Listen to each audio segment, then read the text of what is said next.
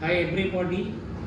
Like all previous years, this year also Bengal Institute of Technology is going to have its annual Tech Fest, which will be organized on 8th and 9th of August at the BIT campus.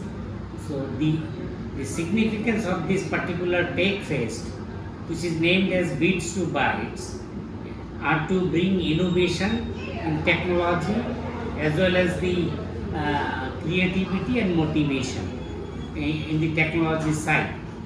And in this particular Bits2Bytes, students bring out innovations like drone technology towards all other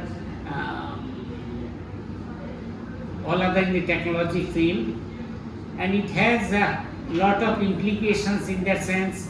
When students will go to the professional world, they will have different type of experiences in model development in the college itself. And in addition to all this technology side, students also facilitate in research projects, and they allow for poster presentation and also for the research articles presentations. So I hope this Tech Fest will bring out a new idea, new hope, and new innovations in time to come. Thank you very much.